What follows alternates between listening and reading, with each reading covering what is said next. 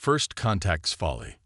High Commander Xylith of the Galactic Confederation stood aboard the bridge of the Eternal Dawn, her flagship's crystalline displays reflecting the soft purple glow of her bioluminescent scales. The massive vessel led a fleet of 300 ships, each one representing centuries of technological advancement and military might. They had arrived at the edges of an unremarkable solar system, drawn by signals that suggested another spacefaring civilization. "Status report," she commanded, her translator converting her natural harmonics into standard Confederation speech. "The third planet shows signs of extensive industrialization," High Commander, her senior analyst, Vex Proto, reported. "Their communication networks are primitive but comprehensive. They call themselves humans." Xylith's auxiliary breathing gills fluttered in amusement. Another young species reaching for the stars, unaware of the protocols and procedures that governed galactic civilization. The Confederation had perfected First Contact centuries ago. A display of overwhelming force, followed by terms of surrender and integration. It was clean, efficient, and most importantly, inevitable. "Begin standard First Contact protocols," she ordered. "Deploy the fleet in Formation Alpha 7. The Confederation ships moved with precision, their quantum drives humming in perfect synchronization as they arranged themselves in a pattern designed to maximize psychological impact. 3 centuries of First Contacts had refined this art to perfection. Broadcasting the standard terms of surrender on all frequencies, High Commander."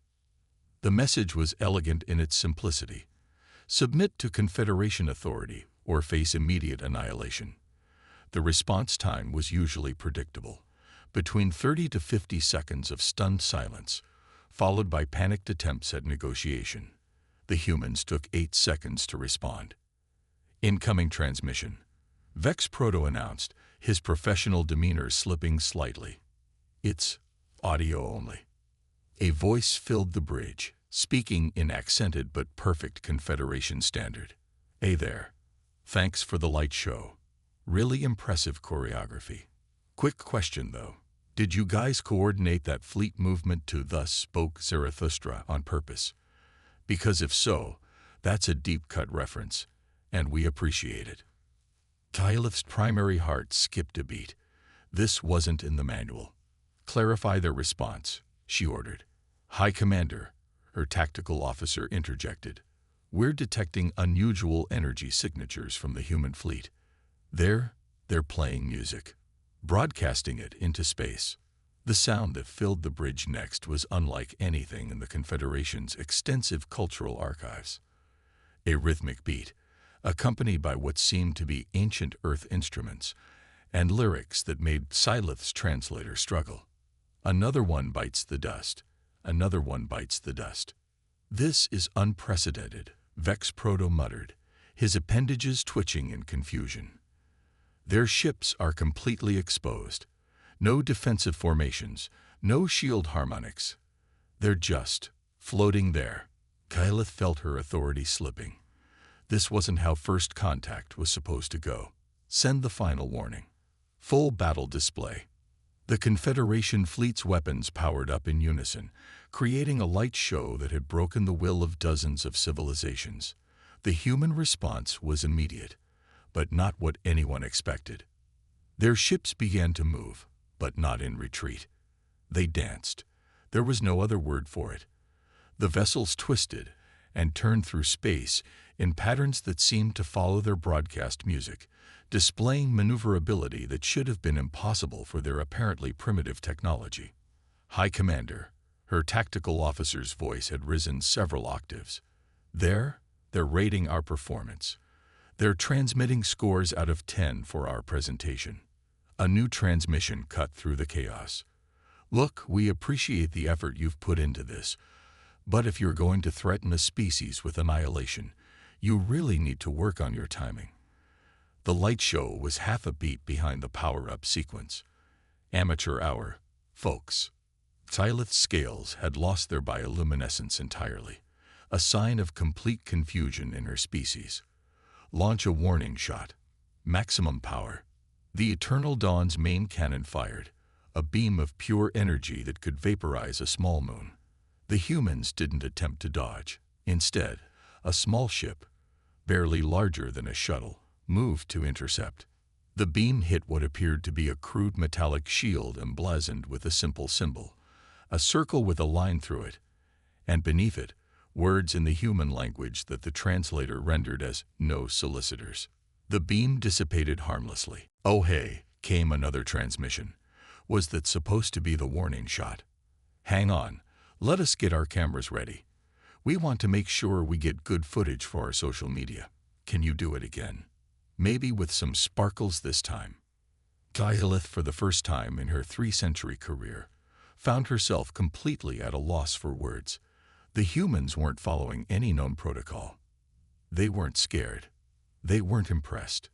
They weren't even taking this seriously. "High Commander," Vex Proto's voice was barely a whisper. "I've completed my analysis of their transmissions. They're streaming this to their entire planet as entertainment." The implications hit Syleth like a quantum torpedo. Either the humans were insane, or they were so far beyond the Confederation technologically that this entire encounter was nothing more than amusement for them. A final transmission came through, this one text only, in perfect Confederation formal script. "While we appreciate the theatrical nature of your introduction, we feel obligated to inform you that humanity has a strict policy against joining extragalactic HOAs. However, we would be happy to discuss cultural exchange programs, trade agreements, or interstellar karaoke competitions. Please submit all future correspondence through our Department of Extraterrestrial Shenanigans and Mandatory Paperwork, DESMP. Have a nice day." As Syleth stared at the message, she realized that the Confederation's perfect first contact protocol had just encountered something it had never prepared for. A species that had transcended the need to take themselves seriously. The logic of laughter. The emergency session of the Confederation High Council was not going well. The holographic displays showed the same footage over and over. Their mighty fleet being treated like performers in a cosmic talent show. High Commander Syleth stood before the council, her scales now a muted gray of professional distress. The humans appeared to possess technology far beyond our current understanding. Their defensive capabilities alone. "Impossible." Council Elder Xarxus interrupted, his crystalline form vibrating with indignation. "Their civilization is barely 3 centuries into their space age. Our scouts confirmed this." And yet, Syleth continued, bringing up a new hologram. "This is what happened when we attempted a standard orbital superiority maneuver." The footage showed a human ship, surprisingly small, intercepting a full barrage from 5 Confederation dreadnoughts. Instead of deploying shields, the vessel simply projected what appeared to be an old Earth movie screen. The devastating energy weapons splashed harmlessly against it, creating what looked suspiciously like a light show synchronized to something the humans called disco music. "They're using our weapons as entertainment," another council member whispered in horror. Meanwhile, aboard the human flagship HSS Douglas Adams, Captain Sarah Chen was having an equally interesting meeting, though with considerably more snacks.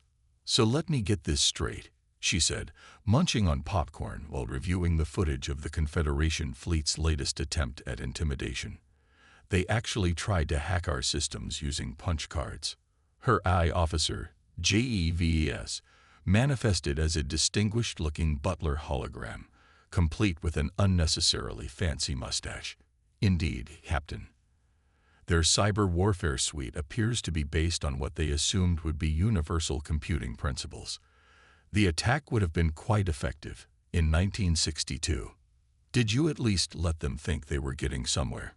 Chen asked, sharing her popcorn with Lieutenant Rodriguez, who was trying not to laugh while monitoring the Confederation's increasingly desperate attempts at electronic warfare. "I created a simulation of our systems for them to hack into," JEVES replied, his mustache twitching with barely contained amusement. "Currently, they believe they're making progress through our defenses, when in fact they're engaged in a rather challenging game of Pong." The bridge crew couldn't contain their laughter at that. The massive holographic display showed the Confederation's finest cyber warriors unknowingly competing in humanity's earliest video game, their sophisticated quantum computers reduced to bouncing a virtual ball back and forth. But not everyone on the human side found the situation purely amusing. Dr. Emily Wong, the ship's xenoanthropologist, had been studying the Confederation's responses with growing concern.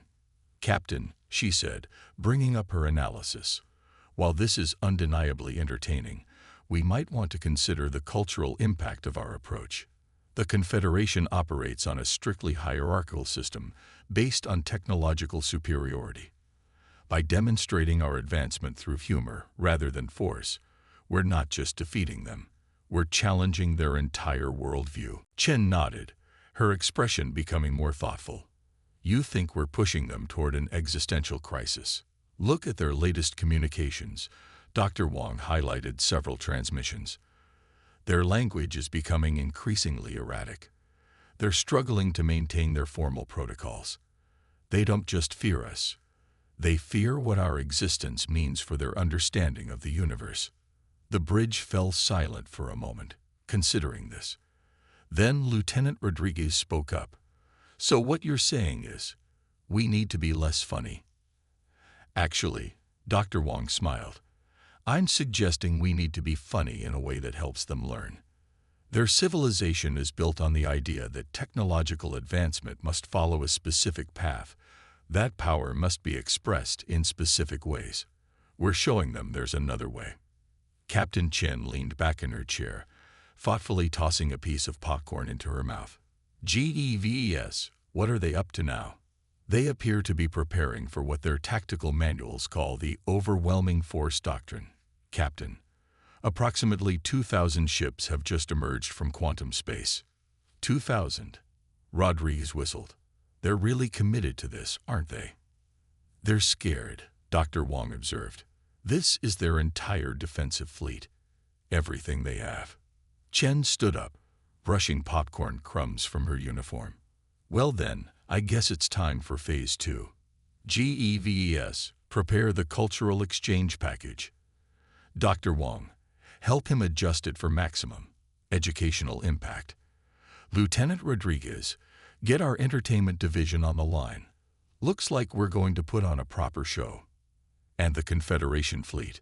her tactical officer asked. Chen's smile was both amused and kind. "Let's show them why humanity learned long ago that the best way to handle having godlike power is to not take yourself too seriously." As the human fleet prepared their response to the Confederation's greatest show of force, emergency messages were already flying between Confederation command ships. Their sensors were detecting energy readings that defied their understanding, and their greatest tactical minds were about to learn that humanity had turned the fundamental forces of the universe into an art form. The next few hours would either break the Confederation's spirit entirely or teach them the most important lesson in their history, that true advancement comes not from the power to destroy, but from the wisdom to laugh at oneself. Dancing among the stars. The vast emptiness of space was about to become very crowded. 2,000 Confederation ships arranged themselves in the Pantheon formation, a display of military might that had never failed to achieve victory in the Confederation's long history. Their quantum drives hummed in perfect synchronization, creating a web of gravitational forces that could tear planets apart. Aboard the Eternal Dawn, High Commander Xylith watched the deployment with all four of her eyes. "Begin the assault," she ordered, her voice carrying none of the doubt that plagued her hearts. "Standard extinction protocol." The human response came before her fleet could fire a single shot. It started with music. Not the taunting rock anthems from before, but something else entirely. A piece the humans called the Blue Danube Waltz. And then their ships began to move. "High Commander," Vex Proto's voice cracked. "Their fleet is dancing." Indeed, the human vessels had arranged themselves into an intricate pattern, moving with impossible grace. Their ships spun and weaved between each other in perfect time with the music, creating geometric patterns that seemed to fold space itself into origami. "They're mocking us again," a junior officer growled. "No," Syleth whispered, her scales shifting to the deep blue of revelation. They're showing us something. The human ship's dance continued, each movement demonstrating mastery over physics that the Confederation had thought impossible. They weren't just flying. They were rewriting the rules of space-time with every graceful turn. Aboard the HSS Douglas Adams, Captain Chen watched her fleet execute what humanity had dubbed the Stellar Ballet. Status of operation. Waltz with me, she asked. GEVES materialized, his holographic form now wearing a conductor's tuxedo. The Confederation fleet appears to be hesitating, Captain. Their tactical computers are attempting to predict our movement patterns, but are currently suffering what appears to be the AI equivalent of a migraine. Dr. Wong was monitoring the Confederation's communications. They're starting to understand. Listen to this. She played a translated intercept. They're not using conventional drives at all. Each ship is. It's like they're asking space itself to move around them instead of moving through it. Should we show them the really fun stuff? Lieutenant Rodriguez asked, grinning. Chen nodded. GEVES. Initiate the Einstein Tango. What happened next would be debated in Confederation scientific circles for centuries. The human ships began to move in ways that shouldn't have been possible, their movements creating visible ripples in space-time. They were literally dancing with gravity, using the fundamental forces of the universe as their partners. A Confederation science vessel broke formation to transmit an emergency message. They're not fighting us. They're teaching us. The realization spread through the Confederation fleet like a shockwave. Every maneuver, every impossible movement was a demonstration of physical principles their scientists had theorized but never mastered. The humans weren't just showing off. They were conducting the galaxy's most elaborate physics lesson. Captain, GEVES announced, we're receiving thousands of queries from Confederation ships. They're asking for explanations. Scientific ones. Chen smiled. Dr. Wong, would you say it are ready for a more direct approach to cultural exchange? Their entire worldview has been shaken, Wong replied. Their military hierarchy is breaking down as individual ships break formation to ask questions. They're curious. Perfect. Chen stood up. GEVES, prepare for Phase 3. Send them our preliminary physics package. The basic stuff. Gravity manipulation, space-time origami, quantum ballet. Let's see what they do with it. The data package was transmitted across the fleet. Within minutes, Confederation ships began tentative attempts to mimic the human movements. Most failed spectacularly, but a few, those whose commanders were willing to abandon centuries of doctrine, managed wobbly approximations of the simpler maneuvers. High Commander Xylith watched as her perfect military formation dissolved into a stumbling dance class. She should have been horrified. She should have ordered an immediate attack. Instead, she found herself fascinated. High Commander, Vex Proto reported, his voice filled with unexpected excitement. I've been analyzing their transmission patterns. The music, the movement, it's all mathematics, but not like anything we've ever seen. It's beautiful. Xylith made a decision that would change the course of galactic history. Send a message to the humans. Tell them. She paused, her scales shifting to the green of new growth. Tell them we request a teacher. The response was immediate. A single human ship, smaller than any in the Confederation fleet, gracefully glided through the space between the armadas. It came to a stop directly in front of the Eternal Dawn, and projected a hologram that made every Confederation officer stare in wonder. It was a human hand, extended in an obvious gesture of greeting, with words appearing below it in flowing script. Shall we dance? As Xylith gave the order to accept, she realized that the humans had accomplished something unprecedented. They had conquered the Confederation not through force or fear, but through the simple act of making the universe itself into art. The pattern breaks. In the 3 days since the Stellar Ballet, the Confederation fleet had transformed into something unrecognizable to its own commanders.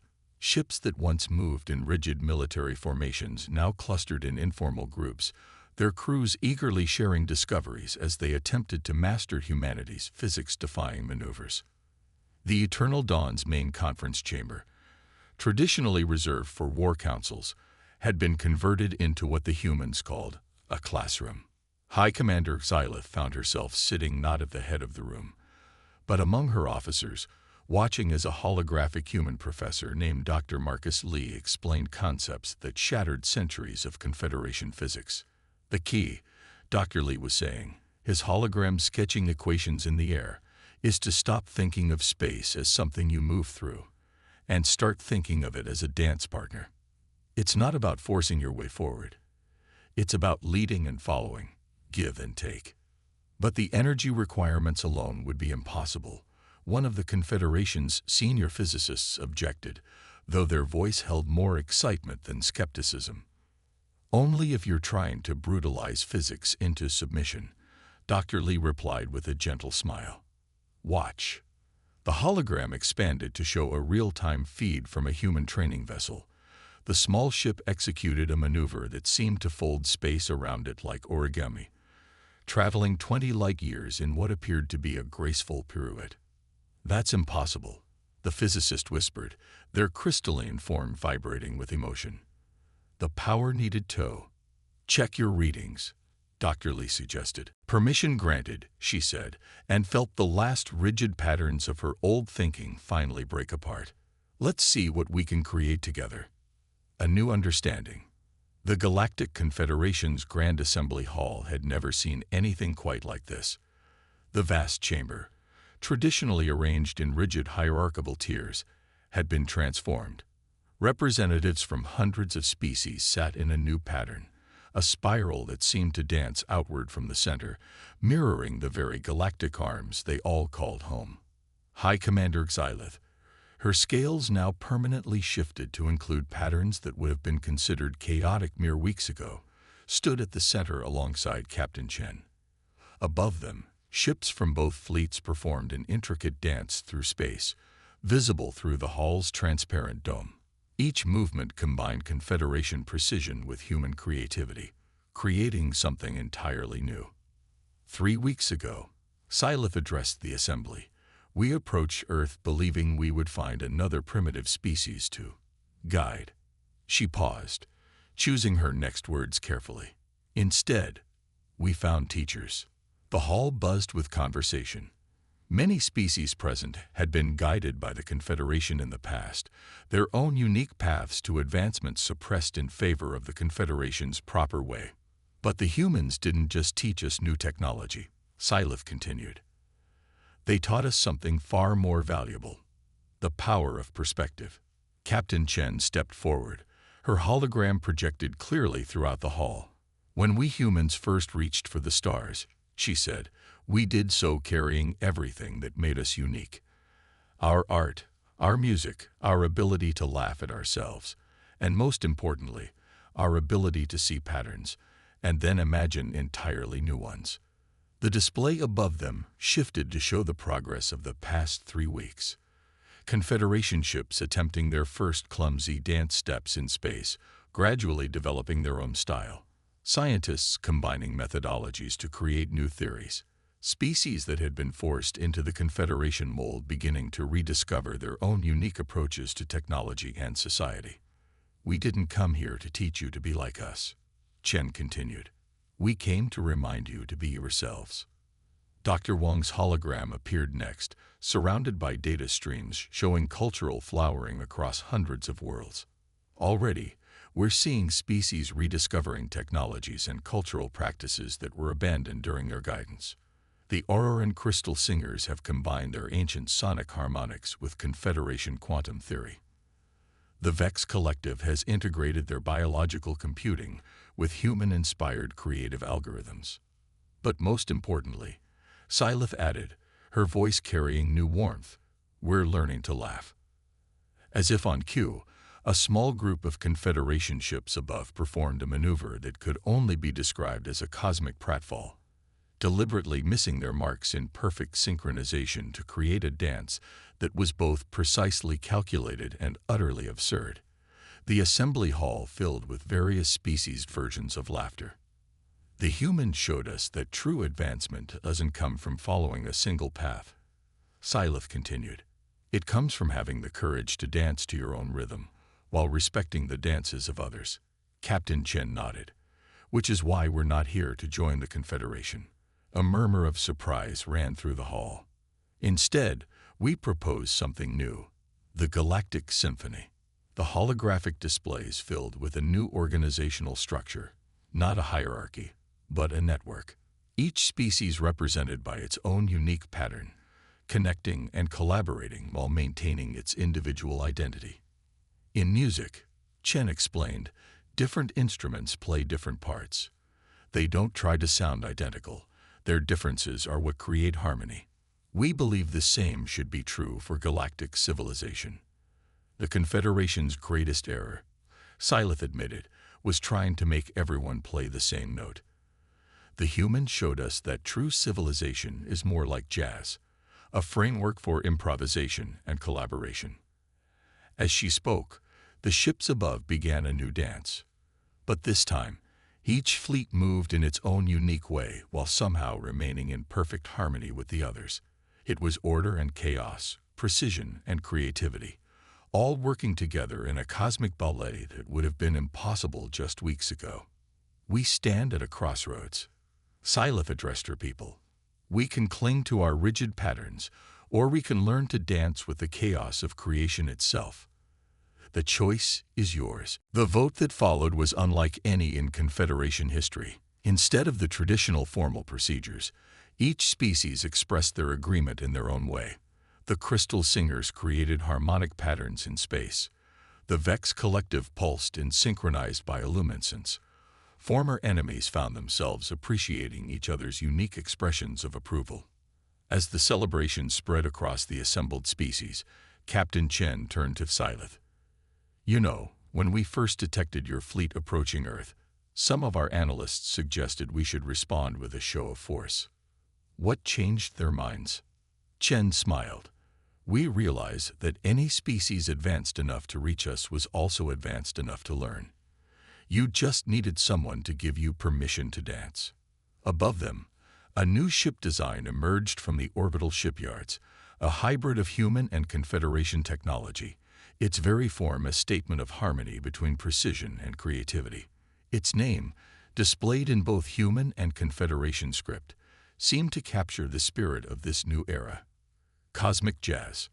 There will be challenges ahead, Syleth observed, watching as representatives from various species began to mingle, share ideas, and even attempt to learn each other's forms of expression. Of course, Chen agreed. But that's the beauty of jazz. The mistakes are just opportunities for improvisation. As if to prove her point, a minor collision between two ships above turned into an impromptu dance, drawing others into a spontaneous celebration of the unexpected. The age of rigid patterns was over. The symphony had begun.